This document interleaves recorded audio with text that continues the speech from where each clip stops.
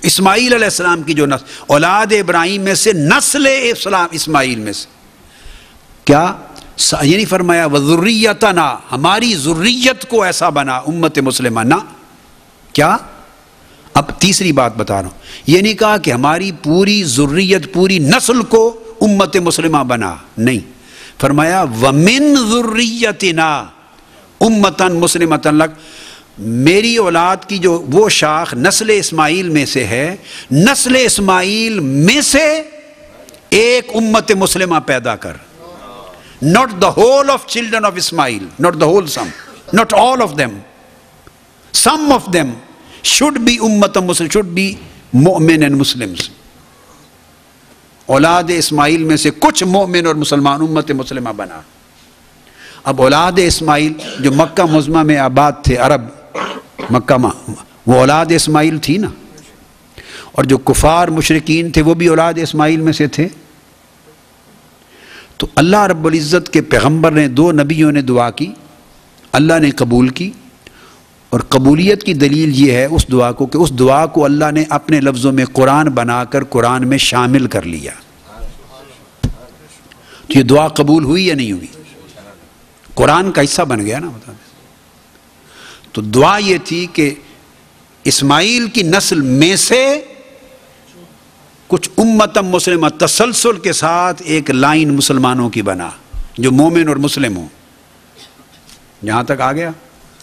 اس سے یہ بات اسٹیبلش ہوئی کہ ابراہیم علیہ السلام کی اولاد کا وہ حصہ جو نسل اسماعیل ہے، اس نسل اسماعیل میں سے بے شمار ہزاروں لاکھوں لوگ ہوں گے، کافر مشرک بھی ہوں گے، کچھ کوئی بھی ہوں گے، مگر اس کا ایک طبقہ، امت کس کو کہتے ہیں؟ طبقہ، ایک گروپ، اس نسل اسماعیل کا ایک گروپ ہمیشہ امت مسلمہ رہے. یہاں تک دعا ہو گئی. آگے اس کی اگلی آیت کیا ہے؟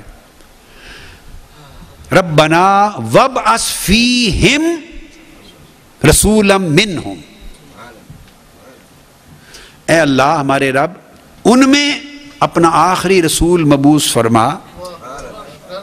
یہ تو ہے ان میں مبعوث فرما، مگر وہ آئے کہاں سے؟ وابعث فیہم رسولا فیہم، ان میں مبعوث فرما، اور منہم، اور وہ پیدا اسی امت مسلمہ میں سے ہو جو نسل اسماعیل میں سے میری ذریت میں مسلمان ہوں گے، ان میں سے جو امت مسلمہ مانگ رہا ہوں، اس امت مسلمہ میں سے ایک رسول آخر الزمان پیدا فرما. وابعث فیہم رسولا منہم، تو یہ ڈیفرنس ہے فیہم اینڈ منہم.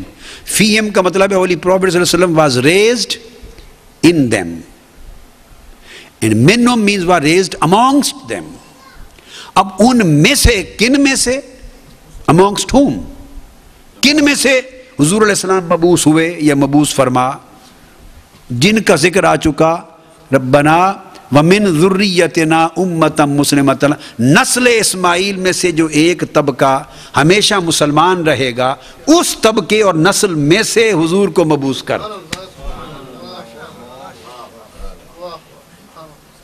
تو طے ہو گیا کہ ایک طبقے کا مسلمان ہونا قرآنی حکم کے مطابق امر قطعی تھا جو نسل اسماعیل میں سے ہو، اور اس نسل اس وقت تک ہو جب تک حضور علیہ السلام پیدا نہیں ہو جاتے، چونکہ حضور پیدا بھی انہی مسلمان امت مسلمہ میں سے ہوں. تو جب اسماعیل علیہ السلام سے لے کر حضور علیہ السلام تک تسلسل سے امت مسلمہ کا پایا جانا ضروری تھا، اور منہم کی شرط کہ ان میں سے حضور کی ولادت ہونے تک مسلمان رہیں. تو ولادت کن کے گھر ہوئی حضور کی؟ والد حضرت عبداللہ تھے، والدہ آمنہ تھے. اگر معاذ اللہ وہی مومن نہ تھے تو یہ قرآن ہی غلط ہو گیا، تو قرآن ہی غلط ہو گیا. دعائے پیغمبر ہی رد ہو گئی اور اللہ رب العزت کا امر ہی ختم ہو گیا. منہم جو منیت ہے، کیا؟ منہم میں منیت، اور منہم کی منہمیت. منیت کا مطلب ہے بعض، ایک طبقہ نسل میں سے مومن ہوگا، اور منہم میں منہمیت، ان میں سے حضور کا اٹھنا. وہ لازم ہے کہ اسماعیل سے لے کر حضور تک وہ ایک سلسلہ بغیر کسی بریک کے مسلمان رہیں.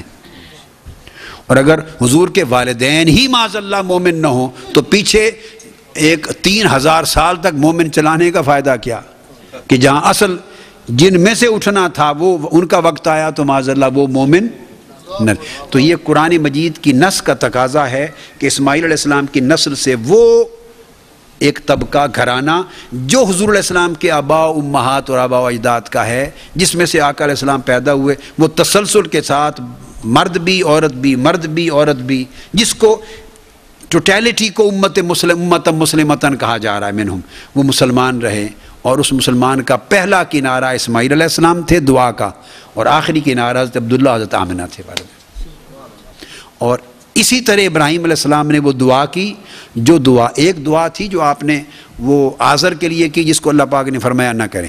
ایک دعا، دو دعائیں کی. ایک دعا وہ کی جو دعا قبول ہوئی، جس کو قرآن میں شامل کر لیا گیا، اور آج وہ دعا آپ کی نماز کا حصہ ہے.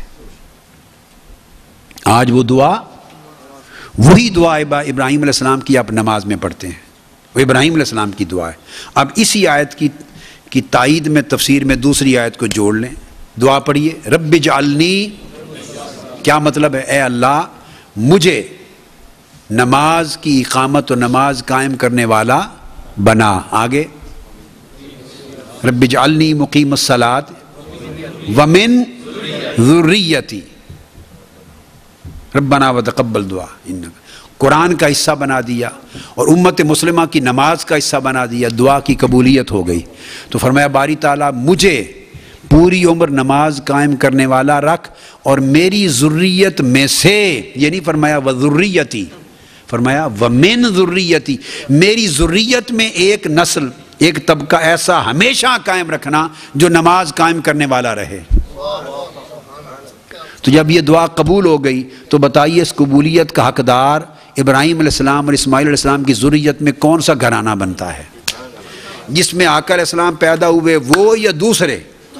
اگر یہ تو قرآن کی طرف سے لازم ہی ہو گیا کہ ایک ذریت کے ایک حصے کو ہمیشہ مومن رہنا ہی تھا، رہنا ہی تھا، رہنا ہی تھا. ہو ہی نہیں سکتا کہ ایک طبقہ مومن نہ رہے. جب یہ بات ایک طے ہو گئی کہ ایک حصے نے مومن نسل میں سے رہنا تھا، تو جب یہ طے ہو گیا اب ذرا چوز کیجیے تو وہ مومن جب اللہ نے انتخاب کیا تو کون سا؟ جب ایک کو رکھنا ہی ہے مومن، دعا قبول کر لی تو کس کو رکھا جائے؟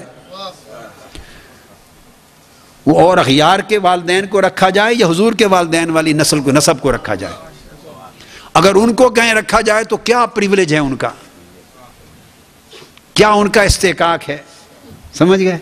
تو جب ایک کو رکھنا ہی تھا مومن، ومن ذریتی، نماز میں بھی آج آپ دہرا رہے ہیں، تو پھر وہی اللہ نے رکھا جس نسل میں سے حضور نے آنا تھا.